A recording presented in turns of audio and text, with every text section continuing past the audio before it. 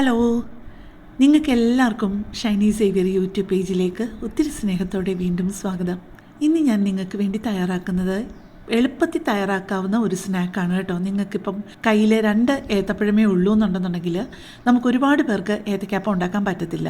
അപ്പോൾ ഒരുപാട് ഗസ്റ്റും ഉണ്ടെന്നുണ്ടെങ്കിൽ ഏറ്റവും എളുപ്പത്തിൽ ചെയ്യാവുന്ന, എല്ലാവർക്കും തികയുന്ന രീതിയിൽ ഉണ്ടാക്കിയെടുക്കാവുന്ന ഒരു സ്നാക്കാണ്. അതിന് വേണ്ടിയിട്ട് നല്ല വലിപ്പമുള്ള 2 ഏത്തപ്പഴമാണ് എടുത്തിരിക്കുന്നത്, നന്നായിട്ട് പഴുത്തത്. എനിക്ക് ഈ ഒരു റെസിപ്പി കിട്ടിയത് എങ്ങനെയാണെന്ന് വെച്ച് കഴിഞ്ഞാൽ, ഇൻസ്റ്റാഗ്രാമിലൊക്കെ ഇപ്പോൾ വൈറലായിട്ടുള്ള സ്പൂൺ പഴംപൊരി നിങ്ങൾ കണ്ടിട്ടുണ്ടാവും. ഇല്ലയെന്നുണ്ടെന്നുണ്ടെങ്കിൽ അത് എൻ്റേതായിട്ടുള്ള രീതിയിൽ കുറച്ച് വ്യത്യാസങ്ങളൊക്കെ വരുത്തിയാണ് ഞാനിത് കാണിക്കുന്നത് കേട്ടോ. ഇത് നിങ്ങളൊരു പ്രാവശ്യമെങ്കിലും ഒന്ന് ട്രൈ ചെയ്ത് നോക്കാതിരിക്കല്ലേ. ഇപ്പോൾ ദേ 2 ഏത്തപ്പഴവും അതിൻ്റെ തൊലിയൊക്കെ മാറ്റി കഴിഞ്ഞിട്ട് അത് നമ്മൾ ചെറുതായിട്ട് ഒന്നുമില്ല ക്യൂബ്സായിട്ട് മുറിക്കാം. അല്ലെങ്കിൽ ഞാനിപ്പോൾ ഇനി അരിയാൻ പോകുന്നത് പോലെ വട്ടത്തിൽ ചെറിയ കനത്തിൽ നമുക്ക് അരിഞ്ഞെടുക്കാം. അപ്പോൾ ഞാനൊരു കാര്യം പറഞ്ഞോട്ടെ, എൻ്റെ ഈ ചാനലും എൻ്റെ ഈ വീഡിയോയുമൊക്കെ ആദ്യമായിട്ട് കാണുന്ന ആരെങ്കിലുമൊക്കെ ആണെന്നുണ്ടെന്നുണ്ടെങ്കിൽ അവരോടാണ് ഞാൻ പറയുന്നത്, ഒരുപാട് വ്യത്യസ്തമായിട്ടുള്ള പലതരത്തിലുള്ള റെസിപ്പികൾ എൻ്റെ ചാനലിലുണ്ട്. അപ്പോൾ നിങ്ങൾ അതൊക്കെ ഒന്ന് പോയി ചെക്ക് ചെയ്തിട്ട് നിങ്ങൾക്ക് അത് പ്രയോജനപ്പെടുമെന്ന് തോന്നുകയാണെങ്കിൽ എൻ്റെ ചാനലൊന്ന് സപ്പോർട്ട് ചെയ്യാൻ മറക്കല്ലേ. ഇതുപോലെ അരിഞ്ഞിട്ട് കുറേശ്ശെയായിട്ട് ഒന്നുകിൽ നമ്മൾക്ക് നന്നായിട്ട് പഴുത്തതാണെന്നുണ്ടെന്നുണ്ടെങ്കിൽ ഫോർക്ക് ഇട്ടാണെന്നുണ്ടെങ്കിലും പെട്ടെന്ന് ഉടച്ചെടുക്കാൻ പറ്റും. പക്ഷേ ഇത് അത്രയ്ക്ക് അങ്ങ് കൂടുതൽ പഴുത്തു പോകാഞ്ഞത് കൊണ്ട് ഒന്നുകിൽ നമുക്ക് ഇതുപോലെ പൊട്ടറ്റോ മാഷ് ചെയ്യുന്ന ആ മാഷറിട്ട് നമുക്ക് ചെയ്യാം. അല്ലെന്നുണ്ടെങ്കിൽ ഏറ്റവും എളുപ്പത്തിൽ ചെയ്യാവുന്ന ഒരു കാര്യം, നമ്മൾ പഞ്ചസാര പൊടിക്കണം. എന്തായാലും ഇതിന് വേണ്ടിയിട്ട് ഒരു 1/2 കപ്പ് പഞ്ചസാര പൊടിച്ച് വെക്കണം. എന്നിട്ട് നമ്മൾ ആവശ്യത്തിന് എടുത്താൽ മതി. ആ പഞ്ചസാര പൊടിച്ച അതേ ആ ചെറിയ മിക്സി ജാറിലോട്ട് തന്നെ ഇതിട്ടിട്ട് പൾസിലിട്ട് ചെറുതായിട്ട് ഇങ്ങനെ പല പ്രാവശ്യമായിട്ട് ഇങ്ങനെ ഒന്ന് അടിച്ചെടുത്താൽ മതി.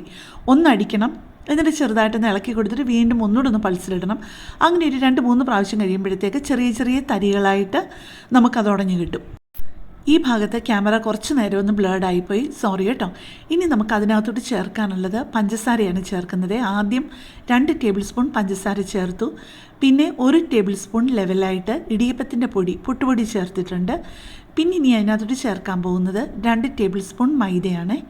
ഇനിയിപ്പോൾ അതിലോട്ട് ചേർക്കാൻ പോകുന്നത് ഒരു 1/4 ടീസ്പൂണിൻ്റെ പകുതി, അതായത് ഒരു 1/8 ടീസ്പൂൺ ഉപ്പ് ചേർക്കുന്നുണ്ട്. ഈ ഒരു റെസിപ്പി എനിക്ക് കറക്റ്റ് റെസിപ്പി ഇല്ലായിരുന്നു, പക്ഷേ ഞാൻ കണ്ടുപിടിക്കുന്നത് കൊണ്ട് തന്നെ ഞാൻ കുറേശ്ശെയായിട്ടാണ് പല പ്രാവശ്യമായിട്ടെല്ലാം ചേർത്തത്. ഇപ്പം ഞാൻ അതിലേക്ക് 1/4 ടീസ്പൂൺ നല്ല മണമുള്ള ഏലക്കാപ്പൊടി ചേർത്തിട്ടുണ്ട്. 2 ടേബിൾ സ്പൂൺ പാലും ചേർത്തിട്ടുണ്ട്. ഇപ്പം ഞാൻ പഞ്ചസാരയാണെന്നുണ്ടെന്നുണ്ടെങ്കിലും മൈദയാണെന്നുണ്ടെങ്കിലും പല പ്രാവശ്യമായിട്ട് ചേർക്കുന്നത് കൊണ്ട് തന്നെ നിങ്ങൾക്കത് മൊത്തം എത്രയാണെന്ന് കൺഫ്യൂഷൻ വരാതിരിക്കാനായിട്ട് മൊത്തം ഞാൻ എത്ര പഞ്ചസാരയാണ് എടുത്തത്, എത്ര മൈദയാണ് എടുത്തതെന്നുള്ളത് കറക്റ്റായിട്ടുള്ള റെസിപ്പി ഞാൻ ഡിസ്ക്രിപ്ഷൻ ബോക്സിൻ്റെ താഴെയായിട്ട് കൊടുത്തേക്കാവേ. അതിൻ്റെ അയവ് കറക്റ്റ് അല്ല എന്ന് എനിക്ക് തോന്നിയത് കൊണ്ട് ഇനിയിപ്പോൾ ഞാൻ കുറച്ച് മൈദയും കൂടെ ഇട്ട് കൊടുക്കുക. ഇത് 2 ടേബിൾ സ്പൂണിൻ്റെ അളവ് സ്പൂണാണ്. അപ്പോൾ 2 ടേബിൾ സ്പൂൺ മൈദയും ഇട്ട് കൊടുത്തു. പഞ്ചസാരയുടെ പൊടിയാണ് ഞാൻ ഇട്ട് കൊടുക്കുന്നത്. അത് 1 ടേബിൾ സ്പൂണിൻ്റെ അളവ് സ്പൂണിന് 2 പ്രാവശ്യം ഇട്ട് കൊടുത്തു. അപ്പം പിന്നെയും ഞാൻ ചെയ്തത് 2 ടേബിൾ സ്പൂൺ മൈദയും 2 ടേബിൾ സ്പൂൺ പഞ്ചസാരയും കൂടി ഇട്ട് കൊടുത്തിട്ടുണ്ട്. പഞ്ചസാരയല്ല, പഞ്ചസാരയുടെ പൊടിയാണ്. പിന്നെയും ഒരു 1/4 ടീസ്പൂൺ ഏലക്കാപ്പൊടിയും കൂടി ഇട്ട് കൊടുത്തിട്ടുണ്ട്. പിന്നെ നിങ്ങൾക്ക് ഇത് മധുരം ചേർക്കാതെ വേണമെന്നുണ്ടെന്നുണ്ടെങ്കിൽ ഉണ്ടാക്കാവുന്നതേ ഉള്ളൂ. അല്ല ഇതിന് പകരം വേണമെന്നുണ്ടെങ്കിൽ ശർക്കരപ്പാനി വേണമെന്നുണ്ടെന്നുണ്ടെങ്കിൽ ഒഴിക്കാം, ബ്രൗൺ ഷുഗർ വേണമെന്നുണ്ടെങ്കിൽ ചേർക്കാം. പിന്നെ ഞാൻ ഇതെല്ലാം ഉടച്ച് കറക്റ്റായിട്ട് മിക്സ് ചെയ്ത് കഴിഞ്ഞപ്പോഴേക്കും ഒരു 1/2 ടേബിൾ സ്പൂൺ നെയ്യും കൂടെ ഇതിനകത്തോട്ട് ചേർക്കുകയാണ് കേട്ടോ. പിന്നെ നിങ്ങൾക്ക് ഇതിനകത്ത് ആഡ് ചെയ്ത് കഴിഞ്ഞ് കഴിഞ്ഞാൽ കുറേ കൂടെ ടേസ്റ്റ് കൂടുന്ന വേറെ ഒരു കാര്യമുണ്ട്. നിങ്ങൾക്കറിയാമല്ലോ, നമ്മൾ പായസത്തിനൊക്കെ ഇടുന്നത് പോലെ കുഞ്ഞായിട്ട് തേങ്ങാക്കുത്ത് മുറിച്ചിട്ട് ഒന്നുകിൽ നെയ്യിലോ അല്ലെന്നുണ്ടെങ്കിൽ എണ്ണയിലോ വറുത്തിട്ട് കഴിഞ്ഞ് കഴിഞ്ഞാൽ അത് കുറേ കൂടെ നല്ല ടേസ്റ്റ് ആയിരിക്കും കേട്ടോ. ടേസ്റ്റിനെക്കാട്ടി കൂടുതൽ ഇടയ്ക്ക് ആ ഒരു തേങ്ങാക്കുത്ത് കടിക്കാൻ കിട്ടുമ്പോൾ നല്ലൊരു സ്വാദല്ലേ. ഇപ്പം നമ്മുടെ എണ്ണയൊക്കെ ചൂടാകാൻ വെച്ചിട്ടുണ്ട്. ഇത് ശരിക്കും വെളിച്ചെണ്ണയിൽ തന്നെ ഉണ്ടാക്കി എടുക്കുന്നതാണ് നല്ലത്. പക്ഷേ ഓരോരുത്തർക്കും ഇഷ്ടമുള്ള എണ്ണയിൽ നമുക്ക് വറുത്ത് പോരാവുന്നതേ ഉള്ളൂ കേട്ടോ. ആ എണ്ണ കറക്റ്റായിട്ട് ചൂടായിട്ടുണ്ടോ എന്ന് അറിയാനായിട്ട് ചെറിയൊരളവ് മാവ് എടുത്തിട്ട് ഒന്നിട്ട് കൊടുത്ത് നോക്കിയപ്പോഴത്തേക്ക് പെട്ടെന്ന് അത് മേലോട്ട് പൊങ്ങി വരുന്നുണ്ടെന്നുണ്ടെങ്കിൽ നിങ്ങൾക്കറിയാലോ അത് പാകത്തിന് ചൂടായിട്ടുണ്ടെന്നുള്ളതാണ് അർത്ഥം. ഓവറായിട്ട് അങ്ങ് ചൂടായി പോവുകയും ചെയ്യില്ല കേട്ടോ. നമുക്ക് പല രീതിയിൽ വേണമെന്നുണ്ടെങ്കിൽ ഇത് കോരിയിടാം. ഇതിപ്പം ഞാൻ 1/2 ടേബിൾ സ്പൂണിൻ്റെ അളവ് സ്പൂണാണ് എടുക്കുന്നത്. അതിന് ഞാൻ ഒരേ അളവിൽ ഇങ്ങനെ കുറേശ്ശെയായിട്ട് കോരിയിടുക.